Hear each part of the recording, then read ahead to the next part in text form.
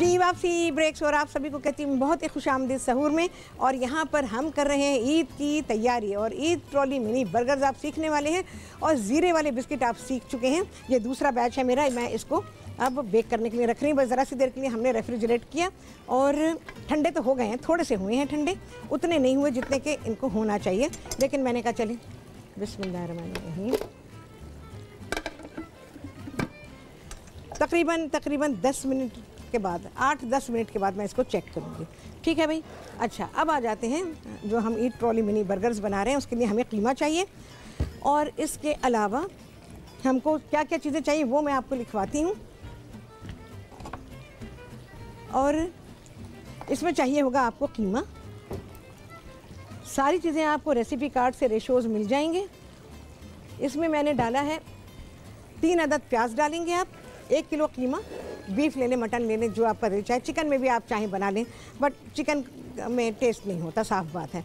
और इसके अलावा करी पाउडर है इसमें 1 खाने का चमचा, और ताज़ी कुटी हुई काली मिर्च डालें तो अच्छा, 1 चाय का चमचा, पेपरिका है 1 चाय का चमचा, नमक तकरीबन 2 चाय के चमचे, और 1 अदद अंडा, और ब्रेड के 2 स्लाइसेस आप ले लेंगे, ये डालेंगे, और आधी गड्डी हरे धनिए की डालेंगे। ठीक है। सब चीज़ें मिक्स करें, फूड प्रोसेसर में डालें और इसको पीस लें।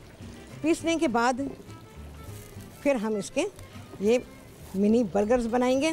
बंस हमें छोटे छोटे चाहिए इसके लिए, क्योंकि ये ईद ट्रॉली के लिए बन रहा है, तो इस वजह से हम इसको ज़्यादा बड़ा नहीं बनाएंगे, क्योंकि हम मील नहीं बना रहे, हम स्नैक्स बना रहे हैं, तो इस वजह से इसको हमने छोटा ही रखना है। और इस तरह से आपने बॉल्स बना ली, जैसे हम कोफ्ते बनाते हैं बिल्कुल उस तरह से, और बस उसी के हिसाब से आपने इस साइज़ में इसको बना लेना है। बहुत आइडियल साइज़ है, और दूसरी बात है कि ईद पर सर्व करने के लिए बहुत ही अच्छा है, तो आप इसको इसी साइज़ में बनाएं। अगर आप ट्रॉली के लिए बना रहे हैं तो फिर यही साइज़ बनाइएगा, बड़े बड़े नहीं। फिर आप दूसरी चीज़ें रखेंगे, आपकी चीज़ें ज़ाया होंगी। लोग खा खा के छोड़ देते हैं, क्योंकि अपने घर से भी खा के चलते हैं, दूसरों के घर में भी खाते हैं, जगह जगह खाते हैं ना, तो फिर क्या होता है, नीयत भी भरी होती है, पेट भी भरा होता है, तो बस ये होता है कि जी दूसरे के घर में है तो चलो ये भी टेस्ट कर लें, ये भी टेस्ट कर लें। मैं बिल्कुल सही सही बातें आपको बता रही हूँ, तो उसमें ना चीज़ें बहुत बर्बाद हो जाती हैं, रिज़्क़ की बहुत ही बर्बादी होती है, और ये बिल्कुल अच्छी बात नहीं है। रिज़्क़ की रिस्पेक्ट करनी चाहिए और तमीज़ के साथ खाना चाहिए। मैं हमेशा बात करती हूँ तमीज़ के साथ, थोड़ा सा खाएं, तमीज़ के साथ खाएं। ज़्यादा खाना बदतमीज़ी है, और बहुत ज़्यादा प्लेट में भरना भी बदतमीज़ी है, तो इस वजह से तमीज़ के साथ खाएं। अच्छा जी, अब इसमें कुकिंग ऑयल, हम अब अपने बर्गर पैटी जो हैं उनको हम पकाएंगे।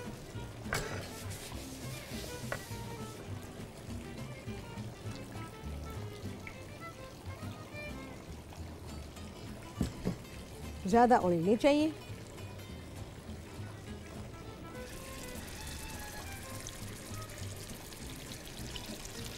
अच्छा, उसमें आपने कीमे में 1 खाने का चमचा टमाटो केचप भी डालना है। इससे टेस्ट आप सोचेंगे बस बहुत ही बेहतरीन हो जाएगा और आपको बेइंतहा पसंद आएगा।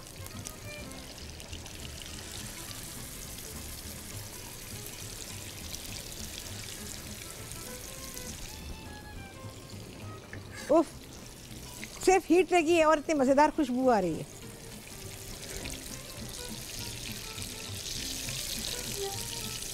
रुखसाना है जी लाहौर से, उनसे बात करेंगे। अस्सलाम वालेकुम। वालेकुम सलाम। क्या हाल है रुखसाना? ठीक हूँ आंटी, आप सुनाइए, ठीक ठाक हैं? अल्हम्दुलिल्लाह बिल्कुल ठीक हूँ, तुम सुनाओ? जी अल्हम्दुलिल्लाह मैं बिल्कुल ठीक ठाक हूँ। हाँ बोलो। जी राहत आंटी, मुझे क्वेश्चन ये करना है कि जब हम बिस्किट को आपने एक दफ़ा बेक किए थे पतीले में। हाँ, पतीले में अभी भी किए। जी जी हाँ। तो वो उसके लिए मैंने पूछना था कि केक भी अगर हमने बेक करना हो तो वो हम किस तरह से कर सकते हैं? पानी वगैरह का कोई सिस्टम होता है, ये क्या होता है? नहीं, पानी नहीं है, बिल्कुल भी नहीं है, ड्राई, सब कुछ ड्राई एकदम।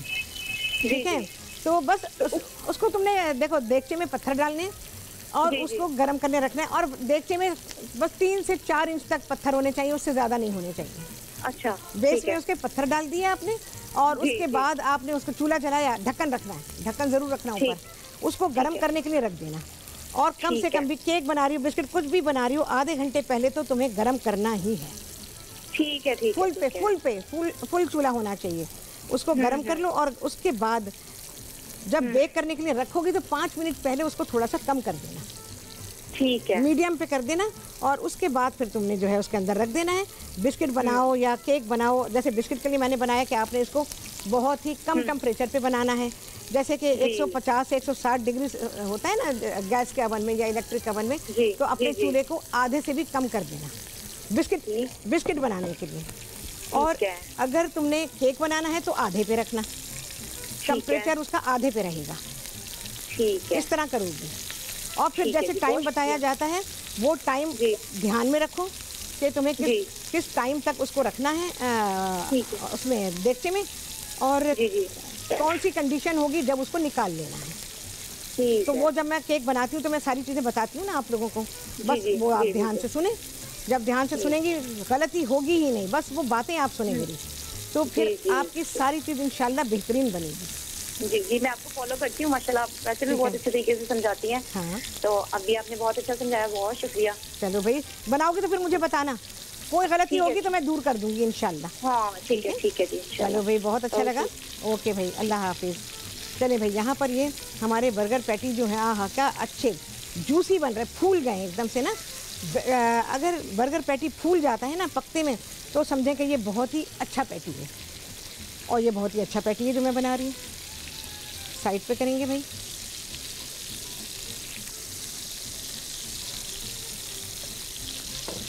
अच्छा जी, और बाकी हैं इन्हें फ्राई करूँगी जितने भी आ जाएं।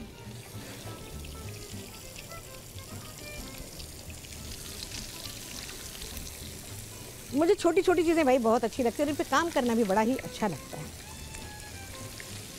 क्योंकि ये सर्व करने में बड़ी ही अच्छी लगती हैं।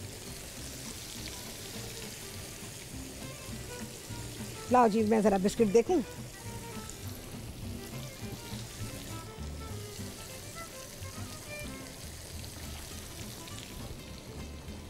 बिस्किट की मैंने निकालते हुए कंडीशन आपको बिल्कुल बता दी है।